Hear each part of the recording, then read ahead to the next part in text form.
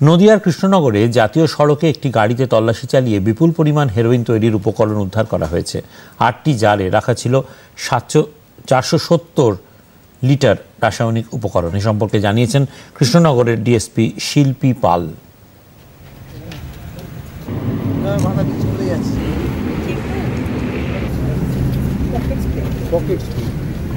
গাড়িতে contraband articles আসছে কলকাতা থেকে আমাদের কৃষ্ণনগরের দিকে আসছিল। তো আমরা প্রপার অ্যারেঞ্জমেন্ট রেখেছিলাম এবং আমরা জোড়াকুটিতে এখানে অ্যাপ্রিহেন্ড করি গাড়িটিকে।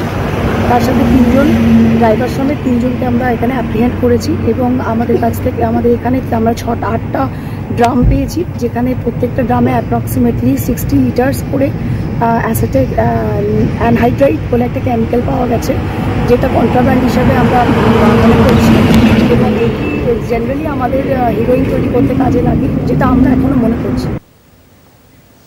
ধৃত 3জনকে আদালত 7 দিনের পুলিশ হেফাজতে পাঠিয়েছে বলে জানিয়েছেন সরকারি আইনজীবী পরিমল বিশ্বাস।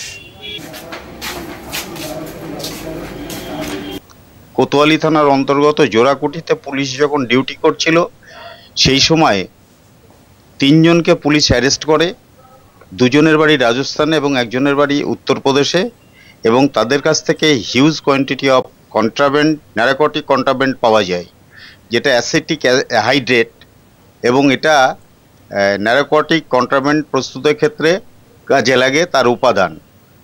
পুলিশ আজকে 3জনকে প্রডিউস করেছিলেন লন্ডন কোর্টের কাছে, এবং অ্যাডিশনাল ফার্স্ট কোর্ট কৃষ্ণনগর উনি স্পেশাল কোর্ট, এবং এই স্পেশাল কোর্টের কাছে 10 দিনের পিসির প্রেয়ার চেয়েছিলেন পুলিশ আসামিদের জন্য, এবং লন্ডন কোর্ট 7 দিনের পিসি অ্যালাউ করেছেন।